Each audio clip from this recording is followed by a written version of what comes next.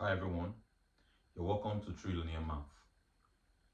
In today's video, I will walk you through how to derive quotient. I'll walk you through how to derive product and quotient rule. Let's start. Y is equals to V times U. It's an expression for a quotient function. Now, we use our definition of derivative. Limit as change in x goes to 0, f of x plus change in x minus f into bracket x over change in x. We use our derivative, the definition of our derivative, to find the formula or the quotient rule. So the next thing to do would be to express this function f into bracket x plus change in x of this function, and that will be limits as change in x goes to 0. This expression for the function will be v into bracket x plus change in x u into bracket x plus change in x, and then I bring down this minus v times u.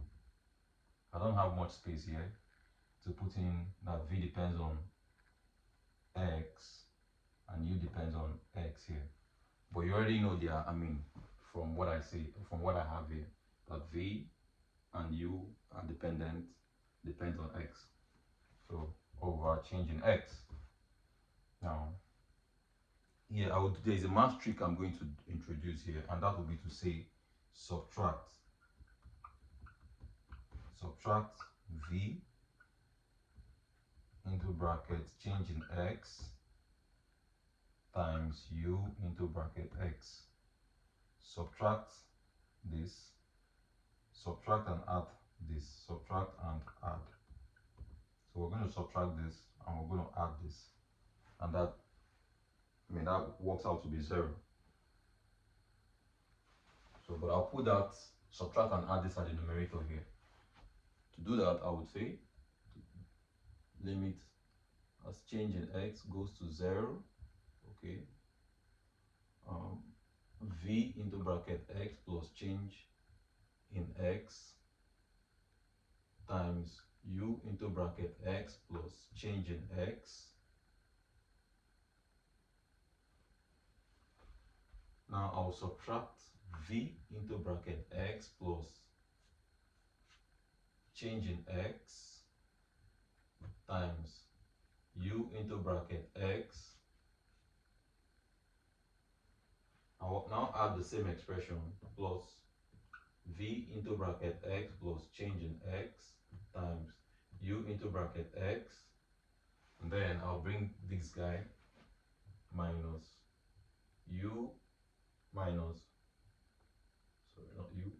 v into bracket x times u into bracket x over change in x.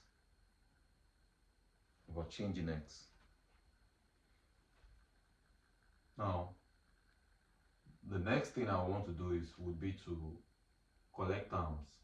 Take a look at this expression here, this equation here, from here to this point. What's common to these two terms here, the product, these two terms, it's vx, v into bracket x plus change in x. I'll factor that out.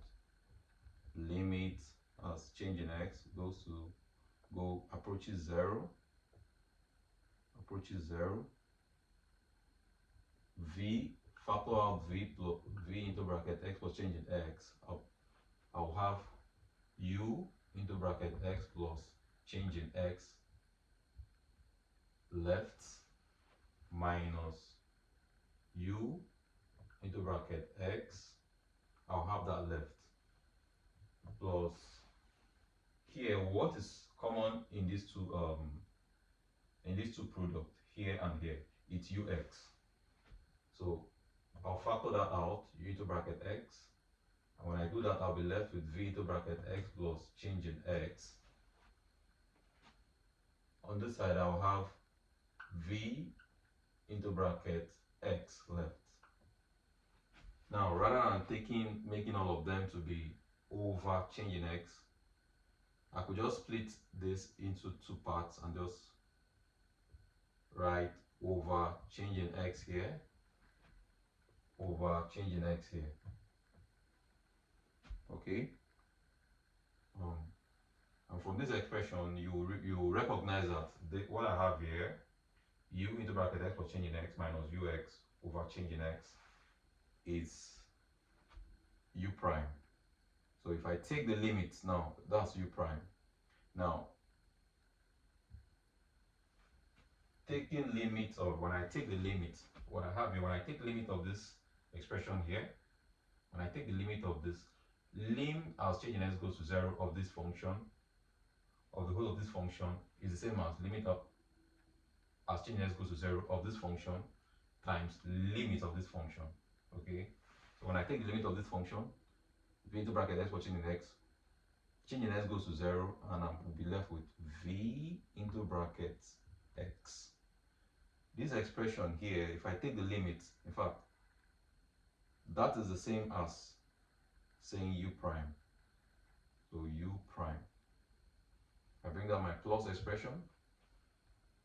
Taking limit of change in x, taking limit of u x with respect to change in x will still be u into bracket x.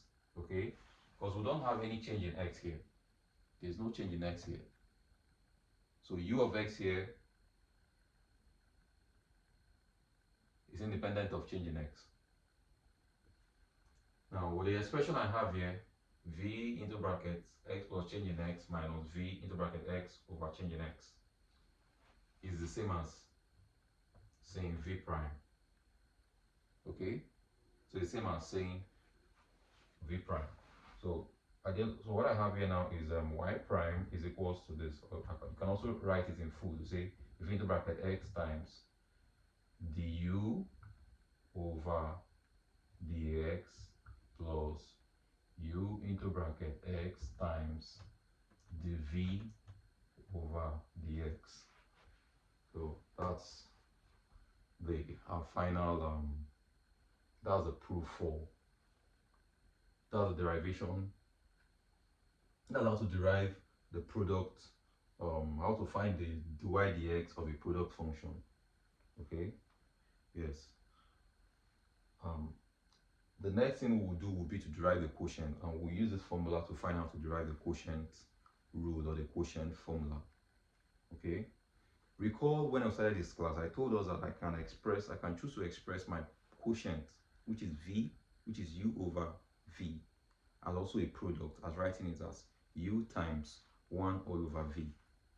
So this is the idea we're going to use in the next when we derive the quotient rule. I hope this helps. Thank you for watching, and I'll see you in the next one.